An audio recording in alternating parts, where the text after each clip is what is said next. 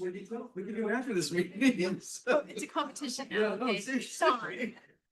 So who is The younger one, and she's 30.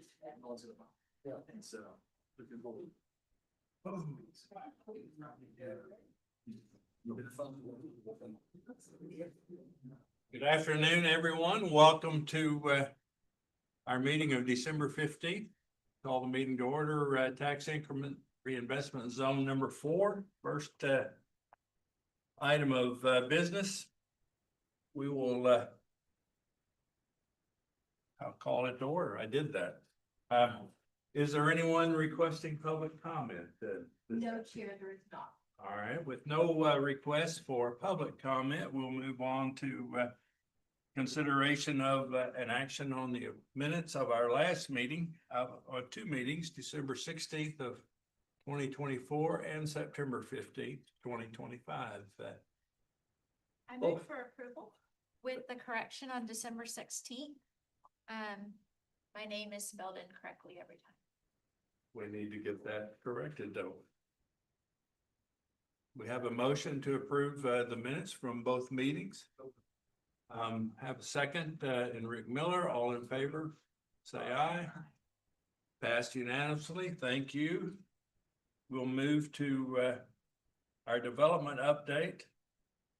Fiscal year 2025 development update will be given by Colby Millenbrook, our business recruitment manager, and Robert Wilson, assistant city engineer. Welcome, Colby, and thank you. Thank you very much. Good afternoon, everybody. As he said, my name is Colby Millenbrook. I'm the business recruitment manager here with the city of Sugar Land. And today we're going to go ahead and I'll give you the development update for the zone, which goes over all of the recent activity within the zone. In this map, you can see all of the districts and projects that I'll be touching on in today's update. North of Highway 59, we'll discuss Telfair West Commercial and Business Districts, along with University Commons Phase 3. We'll also go over Tract 5, south of 59, along with Smart Financial Center, MD Anderson, University of Houston and Sugar Land, and some engineering updates. Additionally, there are some buildings under construction on the northwest end of the zone at Telfair Lakefront. For the Telfair West Commercial District, 12 single-story medical office buildings are under construction, but tenants have begun to move into the completed ones.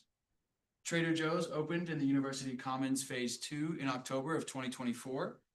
And in Telfair West Commercial, Tract C, Floor and Decor, the Retail Center, and Independent Financial Branch Bank have all opened. Finally, we have the 20-acre Telfair West Business District. Final zoning was approved in June 2013, which outlines a commercial use including office and medical. Of these parcels, Reserve A has opened as a medical office building and Reserve J has opened as a Zool plastic surgery. To review the other remaining parcels, Reserve B has a 12,000 square foot, 1-story retail center. Reserve C and D were combined for a 2-story medical office building of about 40,000 square feet. Reserve H is the Blue Legend Swim School. Reserve I is the 24,000 square foot, 3-story Seth Brothers office building, which recently opened this year. Reserve K is the West Law Firm and Medical Office. Reserve E is a 1-story medical office building with a temporary certificate of occupancy being issued to Texas Advanced Surgery Center. Reserve G is the 3-story Modisoft building, and Reserve F is still vacant. Telfair Lakefront is 2 office and retail buildings, which are built and tenants have begun to move in. University Commons Phase 3 is a 3.3-acre parcel that is just across University Boulevard from Phase 1. The final PD was approved in April of 2023. Chair King is open, the retail center is built, and Smoothie King and Veterinary Emergency Group have both moved in, and Wallace Bank is opened. Next, we'll go ahead and review the Tract 5 and what's been going on there. Donati Private Equity Group, who owns 50 acres, is interested in developing a mixed-use property there, and site plans are currently in review. And zoning has been approved for the 8 acres on the northwest end. The plat has been recorded, and public infrastructure construction plans are currently under review. Lastly, for Tract 5 is the Telfair Lakefront District East Business Park. Reserve G in the top right has a site plan under review, for 4 one-story office buildings totaling about 36,000 square feet. And Reserve E has a site plan under review for a 4-story office building that totals about 48,000 square feet. And just last week, this was announced as the Majestic Developers headquarter expansion. With that, I'd like to welcome up Kent Postma, the VP of Clinical Infrastructure Development and Growth, with MD Anderson to give a development update and answer any questions y'all may have. Thanks, Colby.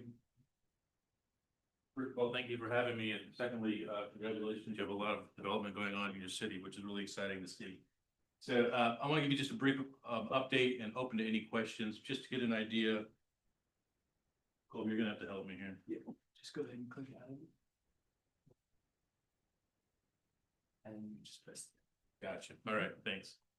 To give you an idea of what we're bringing to MD Anderson is on 31 acres of land. It's all new construction. You can see the towers that are up, the cranes along the freeway there. It's just under 500,000 square foot. It is the largest MD Anderson building outside of the Texas Medical Center built to date, and probably for the foreseeable future. So we're happy that we're going to call Sugar Land home for approximately 530 employees. Majority of whom live in the Sugar Land market, and so they're happy because they'll be able to no longer commute into the Texas Medical Center. We broke ground back in March of 2025. Construction started thereafter, and they are making really good time. The construction firm out there has been very good, and we're anticipating an opening in the fall of 28, which is actually really fast. We normally see about a 4-year development period, and it's been a 3-year development period here, so we believe that we got in a good window. It shows you the track and proximity to the Smart Financial Center, Texas Instruments, et cetera. The way we laid out this campus is in such a way that in addition to the 500 million square feet that we're doing right now, 500,000, excuse me, we could add a inpatient bed tower in the future. MD Anderson currently has 807 beds operational at the Texas Medical Center, and we have a demand, we believe, over the next 20 years for 1,500 beds. And so we're looking at strategically where we want to place those. And we can do it, fortunately, within 35 miles of our main hospital and operated as an extension of our main hospital. This fits very well because this is 15 miles as a crow flies from our main hospital. You can see the services that are being there, multidisciplinary clinics, so all the specialties, GI, breast, gyno, thoracic, you name specialists from the Texas Medical Center will also come out here. They are all 100% MD Anderson employees, no contracted doctors or employees. Infusion therapy, which include chemotherapy as well as cellular therapy, as that's becoming more and more popular and replacing chemotherapy in many instances. Diagnostic imaging, otherwise known as radiology, procedural suites. This will be our first location where we'll have the ability to keep people for a short stay overnight, less than 72 hours. Outside of the med center, we're very happy about that, starting with 4 operating rooms, going up to 8 operating rooms. And so we're super excited. Radiation therapy, there'll be a number of linear accelerator vaults here. Pathology and lab medicine. So for example, if you or a family member or friend is a patient at our main campus, they can get any of these services here. If their doctor says, yes, you can get it in Sugar Land. So we're really happy that people will get all their care closer to home. Just some updates on what's happening with the structural concrete. One of the things that we did, our president, Peter Pisters, came out here about 3 weeks ago, and we looked at the exterior of the building, what it's going to look like. And we looked at the horizon, and we have elements of the dark brick that are on the Smart Financial Center and the light color brick there, but also looking across the horizon, across the freeway, matching in. So we believe that this will blend in very well to all of our neighbors in the vicinity. Just another aerial view. We're actually about a floor above that now. It'll be a total of 5 stories. You see the 2 stories that are there, and you see parts of the parking lot that are coming together. Big concrete pours. We're super excited about the quality that we're seeing and in the delivery of each of those products and services. And I'm going to stop there. Any questions for me? Keep it going. Keep it going. All right. Well, we're happy to be here, sir. We really are. Yeah, I have a question here. Are you guys planning to open the entire facility at once, or you're gonna have a stage opening? Great question. The shell, the core of the shell, all 500,000 square feet will be open day one. We're going to build out about 72% of it will be operational day one. And what we'll do is open as those key services start to fill up, we'll be able to move into them. Some of the services like the linear accelerator, the radiation therapy, that has to go into a concrete vault. We'll pour all those day one.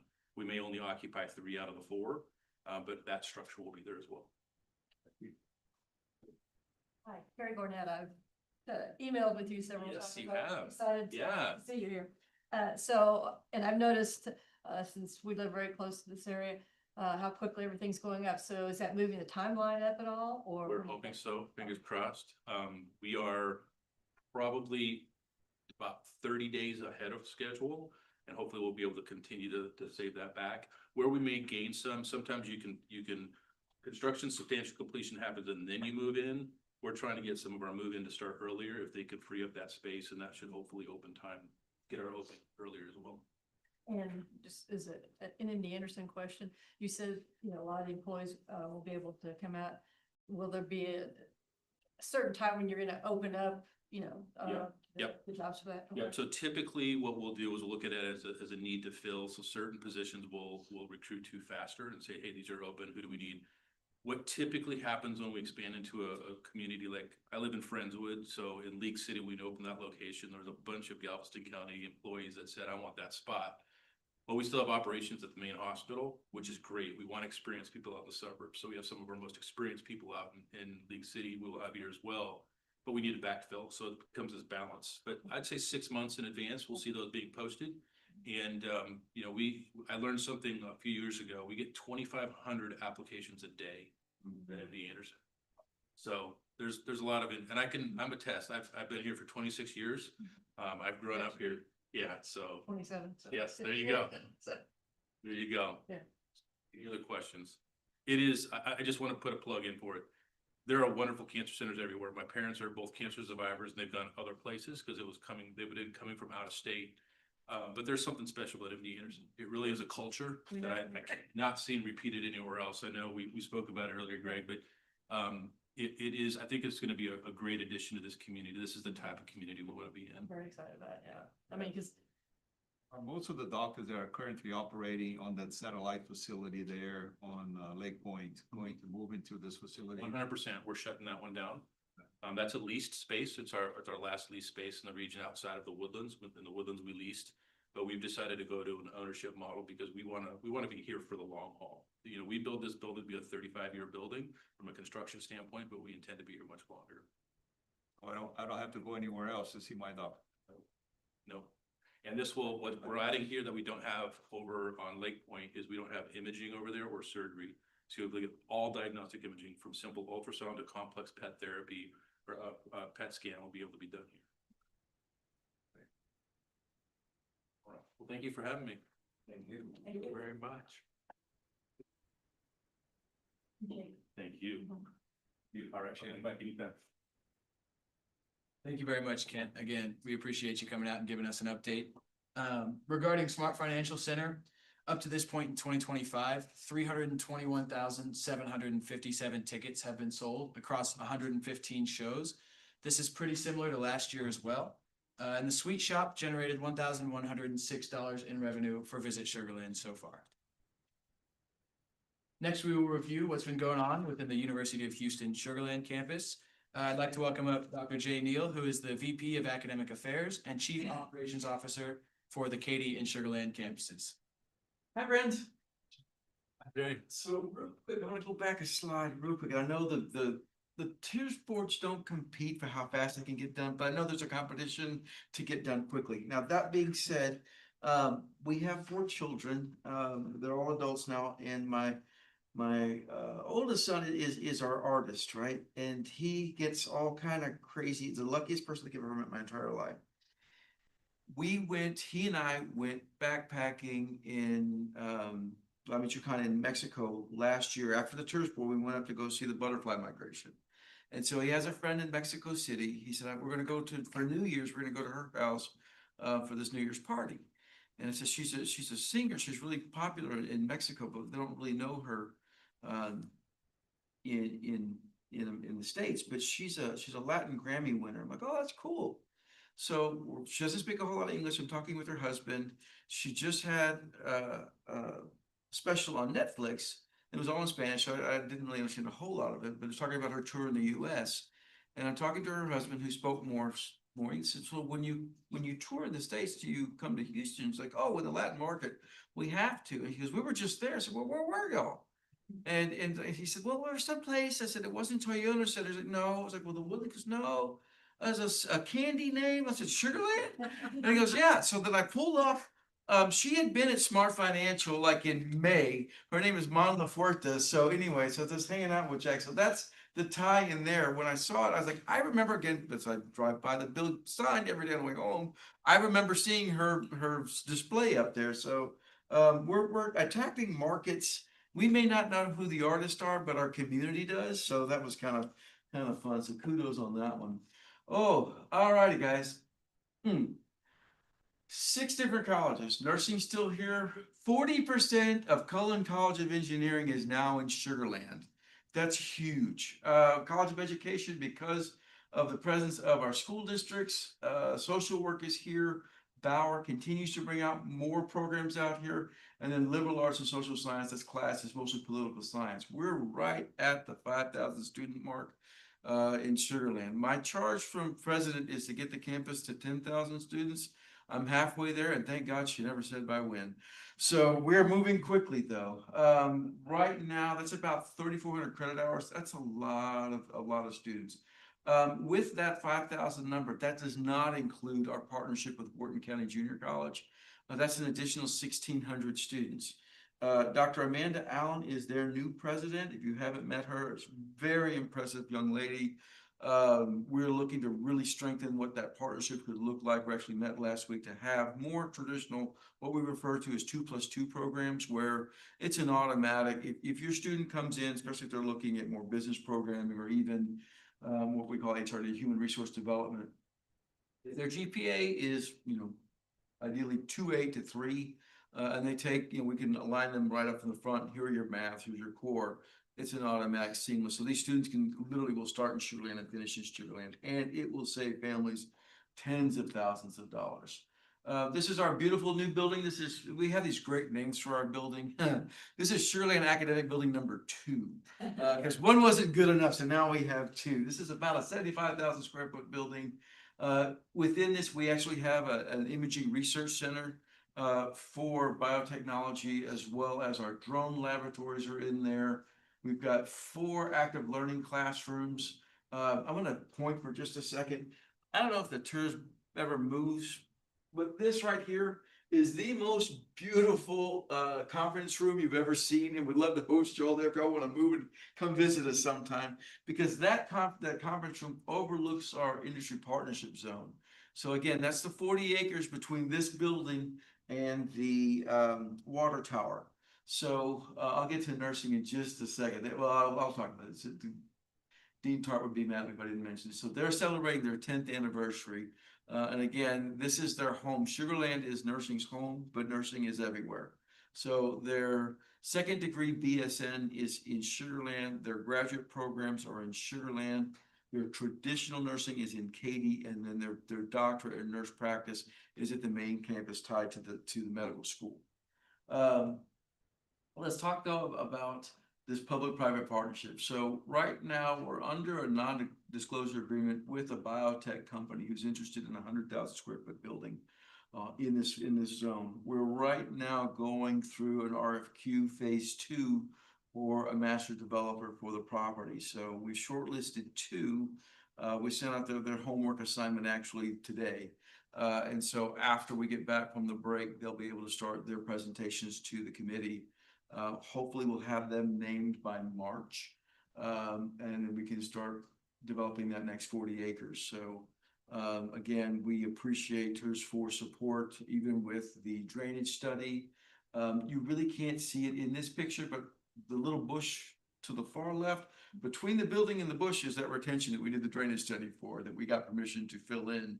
So we'll look to fill that in, and also look at the traffic study that we all help support as well. So yeah, so questions that I know y'all are going to ask me, so I'll go and answer this question in terms of housing. At some point, we're going to need student housing there. We're not there yet. I would argue that we need a living room for the students before we need a bedroom. So my next big push is going to be looking at some type of student center, a rec center. Even with the industry partnership zone, there's some room for collaboration for a mixed use building. Depending on the tenant, we may be able to build out office, not really office space, but like meeting space for student organizations, maybe more food service. We definitely need a gym. And we need just a place for students to really just hang out between classes. There's beautiful spaces within the building. It's not enough though. So again, the faculty done a great job of block scheduling. So when they're on campus, it's not just for one course per day. They're there for a good amount of time. But it's just using the space mindfully as we grow. So I would love to have you guys come visit us. We have one of the only sky bridges in Sugar Land, so you need to come see the sky bridge.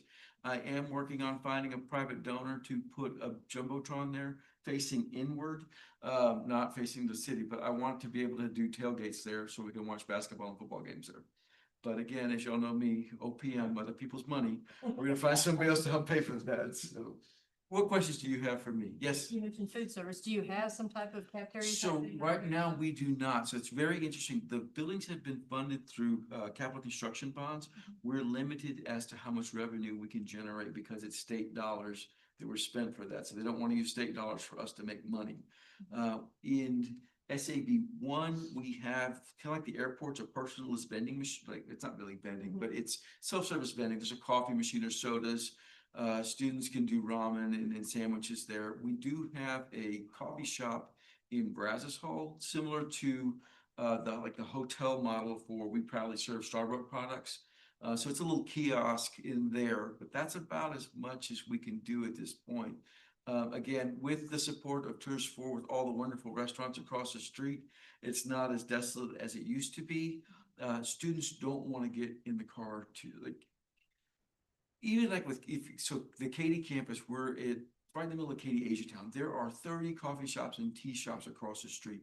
The students want a drone to bring the cup of coffee and drop it directly in their hand. I mean, literally between, it's all relative compared to main campus, how far it is from them to walk from the building to the coffee shop. It's closer than if they were anywhere on main campus, but yeah. But I think again, with the student center, that's funded through student fees, so student services fees, so that allows us to do that. So thankfully, our vice president of student success, the first time he toured the campus, like, oh, we're way behind, and like that's the right answer. So we're getting that build up from main campus to really support the services out there. So yeah, Bridget, what you got for me? Okay, how many private partnerships are interested in doing a public-private partnership with you?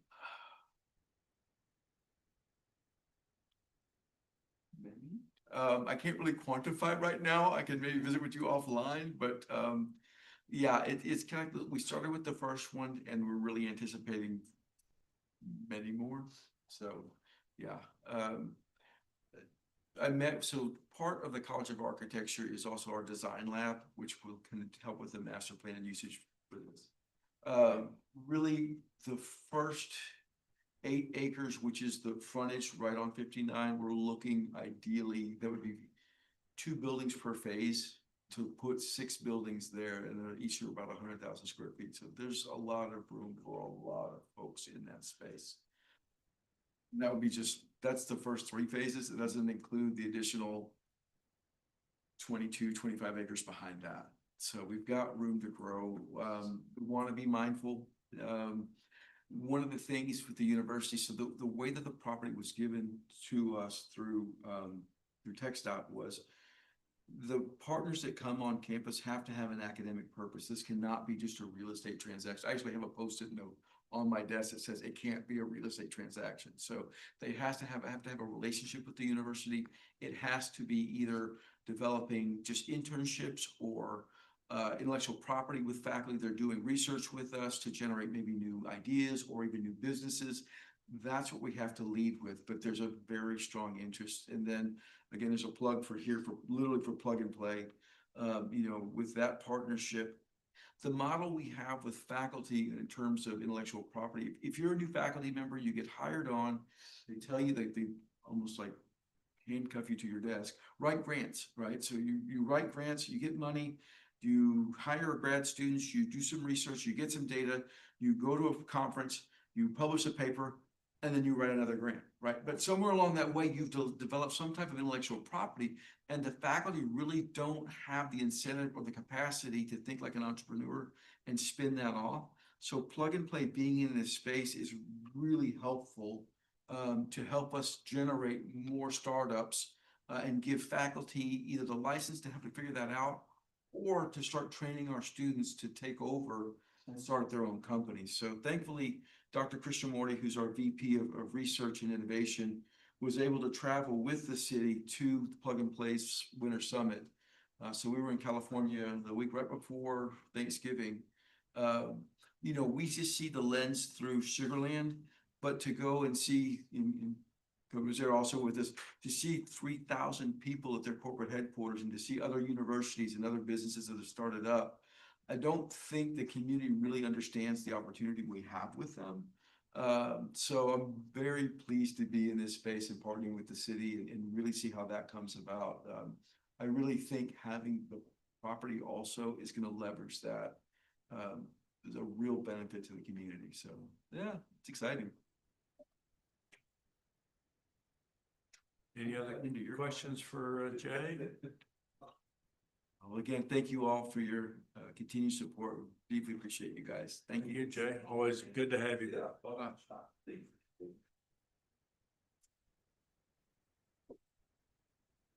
I'd also like to welcome up Robert Wilson, our Assistant City Engineer, to give a couple engineering updates and answer any questions y'all may have about that. Thank you, Colton. So the city has two major CIP projects in the area that we want to provide an update on. One of them is the University Boulevard expansion, which we have completed the lane expansion or the lane widening, the third lane from New Territory Boulevard to just north of Wentworth down at the south end. We're about 10% complete coming through on replacing signals. So in relation to that project, we needed to expand the signals to get them over the top of the center of the lanes for safety, about 10% complete. With that project, there will be some lane closures, so internal and external related to programming the signal heads, hanging some of the equipment on the signal masts as we put those in. Additionally, we have a project, Brad Server turnaround, roadway improvements, which looks at the roadway improvements related to the closure of the turnaround back. TxDOT closed it after Hurricane Harvey, roughly. And never reopened. So with that, the city has studied some improvements, including the extension of Festival Boulevard over to University to replace that. We're working on getting a TIP grant, applying for that money from HGAC. And until then, we are still looking for other funding sources. So, any questions? So the turnaround, is that going to be also where the new bridge is being built by TxDOT on 59? So TxDOT with the bridge lengthening, they have stated they will not be rebuilding the turnaround. Oh. There's a lot of erosion concerns with that area, and there's additional erosion projects to try to mitigate that, but TxDOT was not putting back the turnaround. Robert, the cut through Soldier Field to Highway 6 seems to be stalled. Yes, sir. There are some issues with the concrete that has been poured by a contractor, and the city is going through legal action at this time with that. I assume so. Okay. Any other questions, anyone? Thank you very much, Robert. Always good to have you. Finally, as far as net taxable values go, here are the net taxable values throughout the years. In tax year 2024, the city's net taxable value of the zone was 366 million, while the county's was 360 million, which is roughly about a 4% increase from last year. So we're still seeing continued growth. With that, I'd be happy to take any questions on the development update.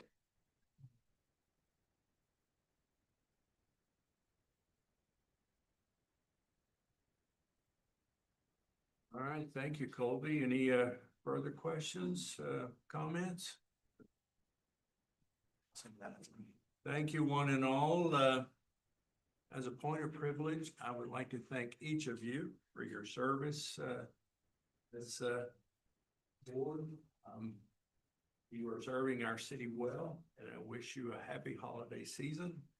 We'll receive a motion to adjourn. You still have the annual report. I thought you gave it. I haven't given it yet. Well, let's consider the annual report. I thought that was it. I was happy with that. Well, we're almost done, I promise. We just have the annual report left. The annual report is a requirement of chapter 311 of the Texas Tax Code, and it's going to include the zone's values, revenues, and expenditures. Upon the board's approval, the report will be reviewed and approved by city council, and then it will then be sent to the state comptroller and all taxing entities within the zone, including Fort Bend County and the County Drainage District, Fort Bend ISD, Lid 17, and MUDs 137, 138, and 139. Some zone basics before we review the annual report. The zone was created by the city in 2009 with a $21.5 million base value and a 50% participation rate. In 2011, both MUDs 138 and 139 agreed to participate at a tax rate equal to 50% of the city tax rate above their base values. MUD 138's base value was $10.5 million and MUD 139's base value was $10.9 million. Finally, the county and the drainage district both agreed to participate in 2013 at 50% of taxes above their base value of $72.1 million until 2029, after which they'll participate at 30% from 2030 to 2034 and 20% from 2035 to 2039. Lastly, the tax increment generated within the zone allows for the development of public improvements of the 700-acre zone. Now we'll go ahead and jump into the FY 2025 report. In fiscal year 2025, a total of $1.9 million was received in revenue, roughly $557,000 from the city's incremental taxes, $483,000 from the county, $327,000 from MUD 138, and $86,000 from MUD 139. Additionally, $452,000 was generated in interest income. Fiscal year 2025 expenditures totaled about $16,000. All of that fell under administrative services. Additionally, the zone has no prior outstanding bond indebtedness and none was incurred in 2025. Next, we have the incremental values for fiscal year 2025, starting with the city. The city's appraised value came in at $366 million.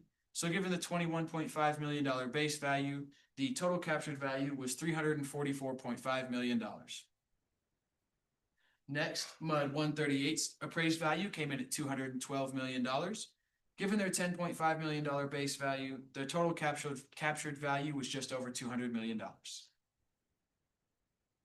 MUD 139's appraised value came in at $72.6 million. Given their $10.9 million base value, their total captured value was $61.6 million.